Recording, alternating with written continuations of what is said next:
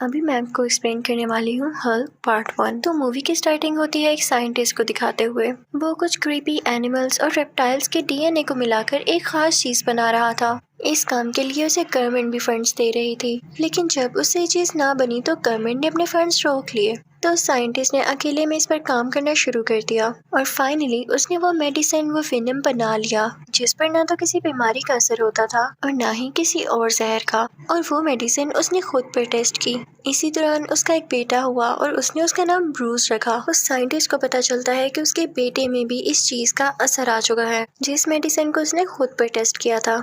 तो वो इस चीज का हल निकालने लगता है कि कैसे इसके असर को खत्म किया जाए। दूसरी तरफ हम ये भी देखते हैं कि ब्रूस को जब कोई चोट लगती तो वो हंसता रहता था, यानी ना तो उसे कोई दर्द होती थी और ना वो कभी बीमार होता था। ब्रूस के फादर को गवर्नमेंट की बात ना मानने पर जॉब से भी निकाल दिया जाता है। फिर हम देखते हैं कि कई साल बीत चुके हैं। अब ब्रूस किसी और फैमिली के साथ रहता है। उसे ये बताया गया है कि उसके पेरेंट्स मर चुके हैं।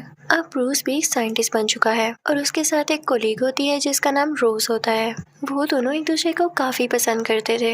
ये दोनों इस बात पर रिसर्च कर रहे होते हैं कि किसी भी जख्म को कैसे ठीक किया जा सकता है। तभी इनके पास एक सोल्जर आता है और वो कहता है कि तुम आर्मी के लिए काम करो, लेकिन ये लोग उसे मना कर देते हैं कि हम चाहते हैं कि इसका फायदा सारी दुनिया को पहुंचे। लेकिन वो आर्मी ऑफिसर इन्हें वार्न करके यहाँ से चला जाता है।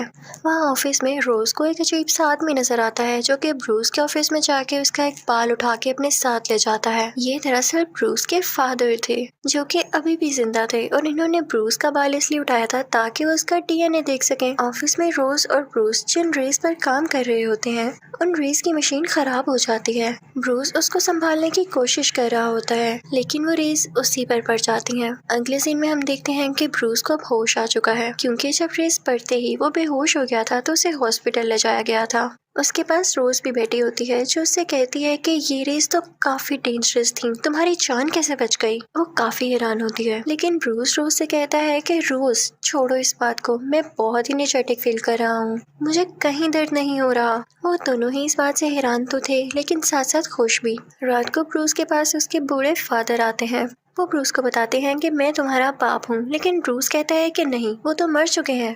तो वो साइंटिस्ट यानी ब्रूस के फादर कहते हैं कि नहीं, आर्मी ने तुम लोगों से झूठ बोला और तुम्हारी कोलीग रोज उसी आर्मी जनरल की बेटी है जिसने मेरी रिसर्च को भी रुकवाया, और तुम जिस पर रिसर्च कर रहे हो वो चीज तुम्हारे अंदर है, तुम्हें और कहीं इसको ढूंढने की जरूरत नहीं है और ना ही तुम्हें किसी की मदद चाहिए। ब्रूस अपने फादर से कहता है कि मैं आपकी बात पर यकीन कैसे कर लूं, आप इतने सालों बाद आ गए हैं जबकि मैं रोज से कई अरसे से प्यार करता हूँ। अब रात हो जाती है और ब्रूस अपनी लैब में आता है। उसे उस साइंटिस्ट यानी अपने रियल फादर की सब बातें याद आ रही। उससे बातचीत कर रहे होते हैं कि मुझे बताओ कि तुम्हारे फादर कहाँ हैं। तो ब्रूस कहता है मुझे बस यही पता है कि वो मर चुके हैं और मुझे उनके बारे में कुछ नहीं पता। तो आर्मी जनरल कहता है कि मैं वही हूँ जिसने तुम्हारे फादर को जेल में भेजा और तुम जानते हो कि मैं हर बात का पता लगा कर रहूंगा, और अगर तुमने भी मुझे सही इन्फॉर्मेशन ना दी तो मैं तुम्हें भी जेल भिजवा दूंगा। तो ब्रूस कहता है मुझे कुछ नहीं याद। तो वो आर्मी जनरल कहता है तो फिर तो तुम इस काबिल भी नहीं हो कि तुम एक लैब खोलो या कोई रिसर्च करो, तुम्हारा दिमाग तो छोटे बच्चों जैसा है, और ये बात भी याद रखना, मेरी बेटी रोज से दूर रहना। उसके बाद वो आर्मी जनरल चला जाता है और ब्रूस को एक कॉल रिसीव होती है जो कि उसके डैड की ही होती है। वो अपने डैड से कहता है कि आपने मेरे साथ क्या जुल्म कर दिया, मुझ में क्यों ये बीमारी इंजेक्ट की।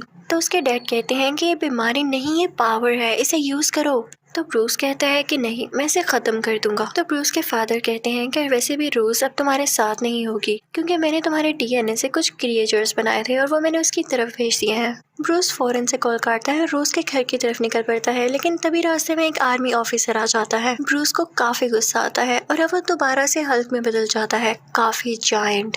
अब फाइनली वो रोज के घर पहुंच चुका था। वो दोनों एक दूसरे को देखने लगते हैं। ब्रूस रोज को गाड़ी में बिठा देता है और तभी वहाँ पर वही क्रिएचर कुत्ते आते हैं जिन्हें ब्रूस के फादर ने ब्रूस के डीएनए से ही बनाया था, लेकिन ब्रूस उनसे फाइट करके उनको भी मार देता है। इसके बाद ब्रूस रोज को सब कुछ बताता है कि मेरे डैड असल में चाहते क्या है, और मेरी बॉडी में कोई हिडन मेडिसिन थी जो कि रेस लगने की वजह से सामने आ गई, और मैं अब हल्क में बन जाता हूँ जब भी मुझे गुस्सा आता है। तो रोज उसे तसल्ली देती है कि हौसला रखो, मैं तुम्हारे साथ हूँ।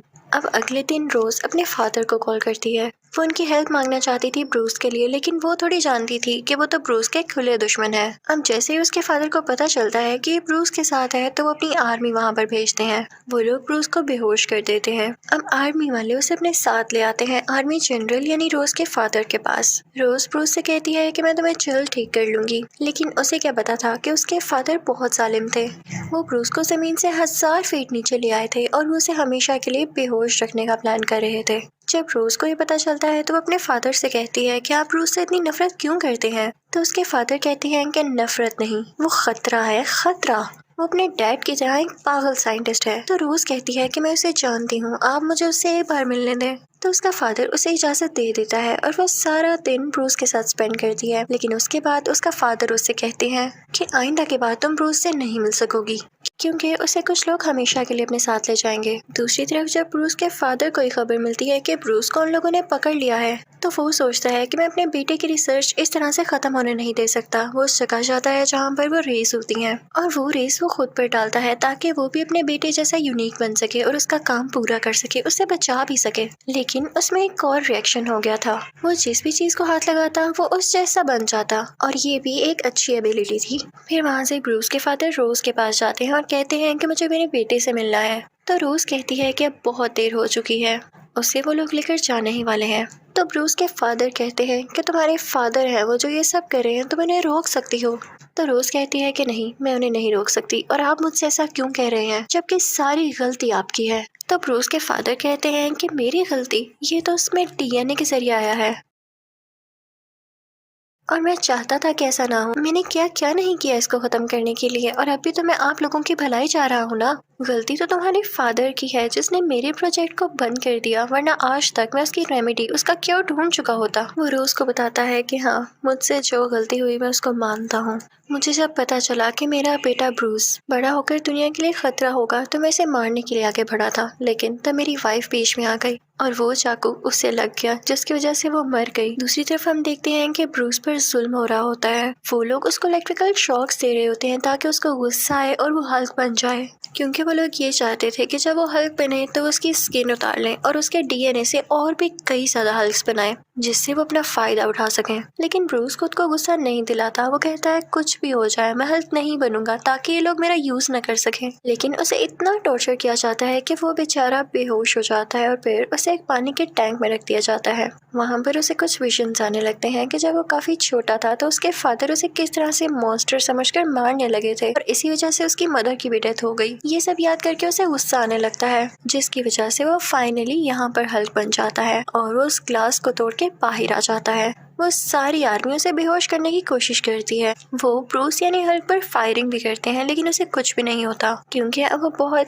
पावरफुल हल्क बन चुका था, जायंट बन चुका था। वो उस बिल्डिंग से बाहर आ जाता है। उसके पीछे आर्मी का हेलीकॉप्टर भी होता है जिसके ऊपर वो चढ़ जाता है, लेकिन जब हेलीकॉप्टर ज्यादा ऊपर होता है तो हल्क अपना बैलेंस खो देता है और पानी में जाकर गिरता है और फिर उस पर आर्मी फायरिंग करने लगती है। लेकिन हल्क वहाँ पानी से निकलकर शहर की तरफ आने लगता है जहाँ पर रोज भी होती है और उसे भेजा होता है उसी के फादर यानी आर्मी जनरल ने। ब्रूस जब रोज को देखता है तो वो नॉर्मल इंसान बनने लगता है। उसका गुस्सा कम होने लगता है क्योंकि उसे नहीं पता था कि ये उसके खिलाफ कोई साजिश है, और इसी बात का फायदा उठाकर आर्मी उसे दोबारा से पकड़ लेती है। और जब रोज को पता चलता है कि उसके फादर ने उसके साथ धोखा किया, उससे झूठ बोला, तो उसे बहुत बुरा लगता है और उसे अपने फादर से नफरत होने लगती है। अब यहाँ पर ब्रूस के फादर भी आते हैं जो कि आर्मी से कहते हैं कि मुझे आखिरी बार अपने बेटे से मिलना है, उसके बदले में मैं सरेंडर करता हूँ, तुम लोग मुझे अरेस्ट कर लो। लेकिन यहाँ पर वो भी गेम खेल रहे थे क्योंकि अब उनके पास भी तो पावर्स आ चुकी थी। वो इनसे लड़ना चाहते थे अपने बेटे के लिए।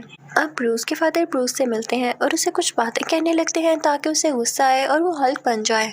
लेकिन ब्रूस बेचारा काफी वीक हो चुका था, उसे गुस्सा भी नहीं आ रहा था। तो ब्रूस के फादर पूरे शहर की एनर्जी और इलेक्ट्रिसिटी अपने अंदर एब्जॉर्ब कर लेते हैं और उसका शौक वो ब्रूस को भी देते हैं, जिसकी वजह से ब्रूस अब फाइनली हल्क बन जाता है और वो दोनों लड़ने लगते हैं। ब्रूस के फादर उससे इसलिए लड़ रहे थे ताकि वो उसकी एनर्जी एब्जॉर्ब कर सके। तो हल्क अपने फादर से कहता है कि ले लें, आप सारी ले लें एनर्जी मेरी, और इसी के साथ वो उन्हें अपनी एनर्जी देने लगता है। लेकिन वो इतनी ज्यादा होती है कि ब्रूस के फादर उसको कंट्रोल ही नहीं कर पाते और कहते हैं कि नहीं, रहने दो, तुम ही हो जो इसको कंट्रोल कर सकते हो। और अब हम देखते हैं कि आर्मी उन पर बॉम्ब फेंक देती है जिसकी वजह से उन दोनों की डेथ हो जाती है। अब 1 साल गुजर जाता है और रोज को उसके फादर की कॉल आती है कि अगर तुम्हें ब्रूस कहीं भी नजर आए हल्क की फॉर्म में तो तुम मुझे जरूर बताना। बेशक सारे लोग कहते हैं कि वो मर चुका है, लेकिन मुझे अभी भी लगता है कि वो जिंदा है। तो रोज कहती है कि नहीं, मैं आपको कभी भी नहीं बताऊंगी और मैं खुद भी यही चाहती हूँ कि मैं उसे कभी याद ना करूँ, वरना वो याद बन के दोबारा मेरे पास आ जाएगा। लेकिन इस पार्ट 1 के एंड में हम ये देखते हैं कि ब्रूस अभी भी जिंदा है और जंगल में कुछ लोगों का इलाज कर रहा होता है और उसने अपने गुस्से पर काबू पाना भी काफी हद तक सीख लिया था, इसीलिए तो कोई उसे पहचान नहीं पाया था कि हल्क जिंदा है या मर गया। और इसी के साथ इस मूवी यानी हल्क का पार्ट 1 खत्म हो जाता है। अब मैं आपको एक्सप्लेन करूंगी इसी मूवी का पार्ट 2 यानी हल्क पार्ट 2। अब पार्ट 2 शुरू होते ही हम देखते हैं कि ब्रूस किसी और मुल्क में चला गया है और वहाँ की लैब में है,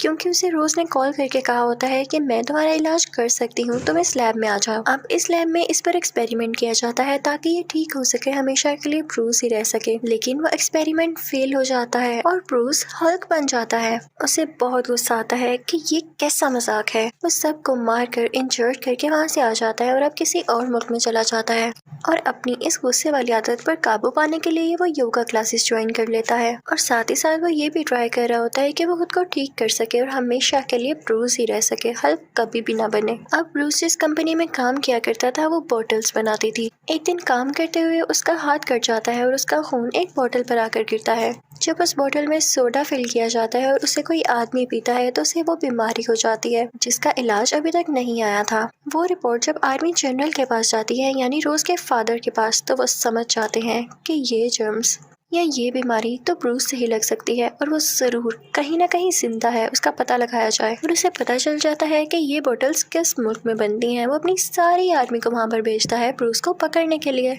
और यहाँ पर वो लोग उसको देख लेते हैं। ब्रूस को जब इस बात का पता चलता है तो वो कहता है कि मैं इनका मुकाबला कैसे करूंगा और ना चाहते हुए भी उसे यहाँ पर एक बार फिर से हल्क बनना पड़ता है और उसके बाद वो उनका मुकाबला करके वहाँ से भाग जाता है ताकि उसे कोई पकड़ न सके इस बार। अब जिस आर्मी लीडर को रोज के फादर ने वहाँ पर भेजा था वो आर्मी जनरल को आके कहता है कि देखिए मुझसे तो वो पकड़ा नहीं गया, पता नहीं उसमें कैसी पावर थी, वो तो एक बिल्कुल जायंट की तरह था। तो आर्मी जनरल कहता है कि परेशान ना हो, मैं तुम्हें उसे लड़ने के तरीके जरूर बताऊंगा।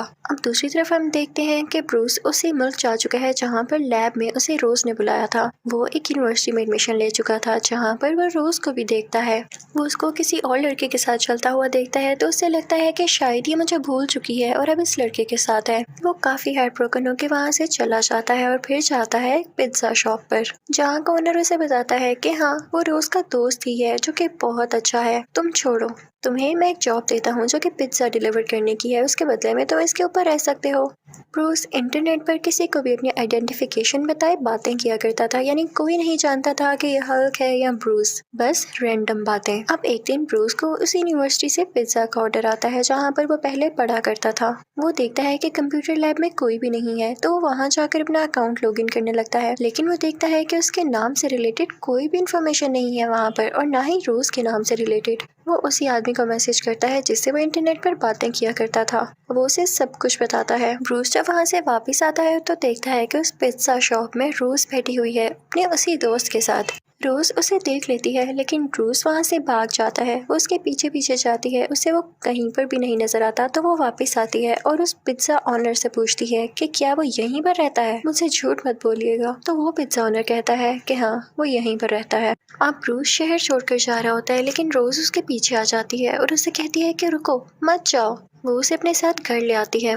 वो दोनों बातें करते हैं और रोज उसे कहती है कि जो डेटा तुम्हें चाहिए वो मेरे पास है, तुम्हें मुझसे छुपने की कोई जरूरत नहीं है, मैं कभी भी तुम्हें अरेस्ट नहीं करवाऊंगी, लेकिन एक बार मेरी बात पर गौर जरूर करना, ये जो डेटा है अगर हम अपने फादर को दे दें यानी आर्मी जनरल को तो वो हमारी मदद कर सकते हैं। तो ब्रूस कहता है नहीं नहीं, ये तुम्हारी गलत फहमी है, ये तुम्हारी ही सोच है कि वो कभी मेरी मदद करेंगे, वो तो मुझे मार कर या जैसे भी करके मेरी स्किन से और हल्क बनाना चाहते हैं। उसके बाद सीन चेंज होता है और हम ब्रूस के फादर यानी आर्मी जनरल को देखते हैं जो कि उस आर्मी लीडर से अपना वादा पूरा करने वाले थे, जो उन्होंने उससे कहा था कि तुम फिक्र ना करो, मैं तुम्हें भी इतना पावरफुल बना दूंगा कि तुम हल्क का मुकाबला कर सको और उसे पकड़ सको। वो उसे कुछ इंजेक्शंस लगाते हैं उसके फेस में, उसकी नेक में, उसकी स्पाइनल कॉर्ड में यानी बैकबोन में, जिससे वो बहुत ज्यादा एक्टिव हो जाता है, काफी पावरफुल हो जाता है। अब ब्रूस रोज से कहता है कि मुझे सिर्फ ये डेटा चाहिए था, मैं यहाँ पर ज्यादा नहीं रुक सकता, आर्मी मुझे पकड़ने आने ही वाली होगी। अब बस उसका यही कहने की देर थी कि आर्मी वहाँ पर आ जाती है। पता नहीं उन्हें किसने खबर दी थी कि ये यहाँ पर है। वो भागने लगता है और आर्मी भी उसका पीछा कर रही होती है। तभी एक ब्रिज पर उसको कैद कर लिया जाता है और तभी वहाँ से वो ब्रिज तोड़कर बाहर निकलता है। वो दोबारा से हल्क बन चुका था। उस पर उन सोल्जर्स की गोलियों का कोई असर नहीं हो रहा होता जैसे पहले नहीं हुआ था। तो आर्मी लीडर अपने सब सोल्जर्स को कहता है कि इसको टैंक के आगे रख के शूट करो और उसके साथ ऐसा ही किया जाता है। लेकिन हल्क में बहुत हिम्मत होती है, बहुत पावर होती है, वो इनको भी बर्दाश्त कर लेता है और खुद को टूटने नहीं देता, जख्मी नहीं होने देता। फिर अचानक से वो उठता है और इन दोनों टैंक्स को तबाह कर देता है। हल्क आर्मी के एक इंसान को भी मार देता है। तो आर्मी जनरल कहता है कि अभी इसके पास कोई मत जाना, ये गुस्से में और सबको मार सकता है। तो वो अपनी बेटी रोज को उसके पास भेजता है कि जाओ इसका गुस्सा ठंडा करो ताकि दोबारा से ब्रूस बन जाए। अभी वो उसके पास जाती ही है तभी आर्मी का एक और हेलीकॉप्टर आता है और वो हल्क पे फायरिंग करने लगता है। हल्क अपने हाथ रोज के गिर्द लपेट के उसे प्रोटेक्ट कर लेता है ताकि कोई गोली उससे न लगे और उस हेलीकॉप्टर को डिस्ट्रॉय कर देता है। वहाँ पर उसने उस आर्मी लीडर की भी हड्डियों का चूरा बना दिया था जिसने उस पर अटैक करने की कोशिश की थी। और फिर वो वहाँ से रोज को लेकर पहाड़ों में आ जाता है जहाँ पर उसे आर्मी ढूंढ ही न सके। बैक सीन में हम देखते हैं कि वही आर्मी लीडर हॉस्पिटल में होता है और डॉक्टर्स कहते हैं कि इसकी हड्डियां तो अब इस काबिल ही नहीं रही कि जुड़ सकें और ये हमेशा कोमा में ही रहेगा। लेकिन तभी सरप्राइजिंगली वो उठ बैठता है। उसकी हड्डियां जुड़ चुकी थी, वो बिल्कुल ठीक हो चुका था और ये उसी इंजेक्शन की वजह से था जो कि आर्मी जनरल ने उसको लगाया। ये देखते हुए आर्मी जनरल उसके अंदर और इंजेक्शंस लगा देता है। दूसरी तरफ ब्रूस रोज से कहता है कि मैं चाहता हूँ हल्क मेरे अंदर से हमेशा के लिए निकल जाए क्योंकि न रहेगा बांस न बजेगी बांसुरी। जब हल्क ही नहीं होगा तो ये पकड़ेंगे किसको। ब्रूस रोज से कहता है कि मेरे पास एक आइडिया है, हम उस आदमी से मिलने जाते हैं जिस पर मैं इंटरनेट पर रैंडम बातें करता हूँ। उसकी भी एक लैब है, वो मुझे जानता तो नहीं है लेकिन जब उसे पता चलेगा कि मैं कौन हूँ तो वो जरूर मेरी मदद करेगा। और अब वो दोनों उसकी लैब की तरफ चलते हैं और फाइनली वो उस आदमी से मिल लेता है। वो रैंडम आदमी ब्रूस से कहता है कि मुझे तो लगा था तुम कोई जायंट हो जैसे अपने बारे में तुम बातें बताया करते थे। तो ब्रूस उससे कहता है कि हाँ मैं हूँ, ये मेरा नॉर्मल इंसान का वर्जन है। तो वो आदमी उससे कहता है कि देखो मेरे पास जो मेडिसिन है वो बहुत स्ट्रॉन्ग है, मैं नहीं जानता कि तुम उसे कंट्रोल कर सको या नहीं, उसे बर्दाश्त करो भी या नहीं, तुम उससे मर भी सकते हो, क्या मैं लगा दूं तुम्हें। तो ब्रूस कहता है कि जान की परवाह है भी किसको, मैं तो बस हल्क को हमेशा के लिए मारना चाहता हूँ। अब उसको लैब में ले जाया जाता है लेकिन वो मेडिसिन इंजेक्ट करने के लिए सबसे पहले उसे हल्क बनाना जरूरी था, इसलिए उसको इलेक्ट्रिकल शॉक्स लगाए जाते हैं ताकि वो गुस्से में आके हल्क बन सके और ऐसा होता भी है। रोज उससे बातें करने लगती है कि देखो किसी चीज को नुकसान मत पहुंचाना, हम यहाँ पे तुम्हारी भलाई के लिए ही तो आए हैं, याद रखना सब। और इसी के साथ वो रैंडम आदमी अपनी वो मेडिसिन उसमें इंजेक्ट कर देता है जिसके बाद से वो हल्क अब ब्रूस बनने लगता है, यानी असली फॉर्म में आने लगता है, एक अच्छा सा इंसान। वो रैंडम आदमी काफी खुश होता है क्योंकि उसका एक्सपेरिमेंट कामयाब रहा था और उसने इस बीमारी का हल भी ढूंढ लिया था। अब वो आदमी उनको बताता है कि किसी भी बीमारी का इलाज करना अब पॉसिबल हो चुका है। इनफैक्ट मुझे ब्रूस ने यानी हल्क ने अपना ब्लड भेजा था और उसी ब्लड ड्रॉप से मैंने कई ज्यादा ब्लड बना लिया। मैंने उसे कई जानवरों पर टेस्ट किया लेकिन इसके रिजल्ट सामने नहीं आए। अब जैसा कि मैंने इसे हल्क पर टेस्ट किया और ये वापस ब्रूस बन गया, इसकी बीमारी ठीक हो गई, तो हम ब्रूस के बाकी ब्लड से भी लोगों की बीमारियां ठीक कर सकते हैं। लेकिन रोज और ब्रूस कहते हैं कि ये खतरनाक है, आर्मी भी इसी के पीछे है और अगर उनको पता चल गया कि तुम्हारे पास है तो वो तुम्हें भी ले जाएगी यहाँ से, और साथ ही साथ इसी खून से कई ज्यादा हल्क्स बनाएंगे जो कि दुनिया तबाह कर देंगे यार। इतनी ही देर में वहाँ पे आर्मी भी आ जाती है और वो लोग ब्रूस को एक बार फिर से बेहोश कर देते हैं और आर्मी जनरल अब ब्रूस को अपने साथ पकड़ के ले जाती है। दूसरी तरफ उस रैंडम आदमी के पास वो आर्मी लीडर आता है और उसे गन पॉइंट करके कहता है कि मुझ में भी ब्रूस का ब्लड दाखिल करो ताकि मैं भी हल्क बन सकूं। अब उस रैंडम आदमी को ना चाहते हुए भी ऐसा करना पड़ता है और जैसे ही वो उसके अंदर ब्रूस का ब्लड डालता है तो वो बहुत ही ज्यादा अजीब क्रिएचर में बदल जाता है जिसकी बॉडी पर तरह तरह के गंदे गंदे स्पाइक्स थे, यानी उसकी स्किन काफी खुरदरी थी। वो उस रैंडम आदमी को काफी मारता है और उसके लैब से बाहर आ जाता है। दूसरी तरफ उस आर्मी जनरल को स्क्रीन पर एक अजीब सा क्रिएचर दिखाई देता है जो कि नीचे जमीन पर गिर रहा था। वो सोचता है कि हल्क यानी ब्रूस तो मेरे साथ बैठा है, तो ये कौन है। उसे पता चल जाता है कि ये वही आर्मी लीडर है और इसने क्या कारनामा किया है। अब आर्मी जनरल को अपनी गलती का एहसास हो चुका था क्योंकि अब वो आर्मी लीडर जिस नई क्रिएचर में बदला था उसे रोकना तो और भी मुश्किल था क्योंकि वो खतरनाक वाले क्रिएचर जो था। तो ब्रूस कहता है कि देखा आपने मेरी बात नहीं मानी, आपने मुझे पकड़ने के चक्कर में आपके अपने ही बंदों ने आपको धोखा दे दिया। अब आप मुझे जाने दें क्योंकि मेरे अलावा उसे कोई नहीं रोक सकता। आर्मी जनरल भी जानता था कि उसने अपनी कई आर्मी भेजी, कई कोशिशें की, लेकिन वो हल्क को नहीं पकड़ पाया, तो इस क्रिएचर को कैसे पकड़ पाएगा। लेकिन फिर भी आर्मी जनरल का प्लान चेंज होता है और वो ब्रूस को नहीं जाने देता। तो ब्रूस जबरदस्ती हेलीकॉप्टर का दरवाजा खोल के नीचे जंप लगा देता है और वो नीचे रोड में जाकर लगता है, जिससे रोड टूट जाती है और वहाँ से बाहर आता है हल्क। यानी ब्रूस अब हल्क बन चुका था और उसके सामने वही आर्मी लीडर की क्रिएचर था। वही आर्मी लीडर वाला क्रिएचर उस हेलीकॉप्टर पर अटैक कर देता है जिसमें रोज होती है, लेकिन हल्क उसे रोकने की कोशिश करता है। उन दोनों की काफी फाइट होती है। इतनी देर में हल्क देखता है कि रोज का हेलीकॉप्टर क्रैश होने लगा है और उसमें आग लग गई है। हल्क जाके फौरन से वो आग बुझाता है। फिर हल्क दोबारा से उस आर्मी लीडर वाले क्रिएचर के पास जाता है और काफी बड़ी बड़ी चेन से उसका गला दबाने लगता है और फिर उसकी चेस्ट पर अपना पाँव रख देता है और वो अजीब क्रिएचर वहीं पर बेहोश हो जाता है। तभी वहाँ पर आर्मी आती है जो कि हल्क पर फायरिंग करने लगती है, लेकिन रोज के फादर यानी आर्मी जनरल उनको रोक देते हैं। रोज उसके पास आती है और उससे कहती है कि मैं जानती थी कि तुम कभी किसी को नुकसान नहीं पहुंचाओगे और तुमने हमेशा से इस दुनिया को बचाना ही चाहा। मुझे मेरी गलतियों के लिए माफ कर दो। और साथ ही वो रोने लगती है तो हल्क उसे चुप करवाता है। यानी अब उसे इतना कंट्रोल था खुद पर कि वो हल्क बनने के बाद भी अपनी फीलिंग्स पर कंट्रोल रख सकता था और उसे अच्छे बुरे का पता था। तभी कुछ बुरी आर्मी उसे पकड़ने के लिए दोबारा वहाँ पर आती है, उसका पीछा करने लगती है और हल्क भी जंप करता हुआ भाग जाता है वहाँ से। अब इस वाक़ये को 1 महीना गुजर जाता है। वो वहाँ भी योगा और कुछ एक्सरसाइजेस कर रहा था ताकि वो कभी दोबारा हल्क न बन सके। और फिर अचानक हम देखते हैं कि उसकी आंखें ग्रीन हो जाती हैं, उसके मुंह पर एक स्माइल आती है, यानी उसने खुद को कंट्रोल कर लिया था। अब वो हल्क नहीं बन सकता था। अगर वो हल्क वाली पावर्स यूज करना भी चाहे तो बस उसकी आंखें ग्रीन होती थीं और बूम उसमें वो पावर्स आ जाती थीं। तो ये थी उसकी सक्सेस। और इसी के साथ ही इस मूवी का पार्ट 2 भी खत्म हो जाता है। Thank you for watching.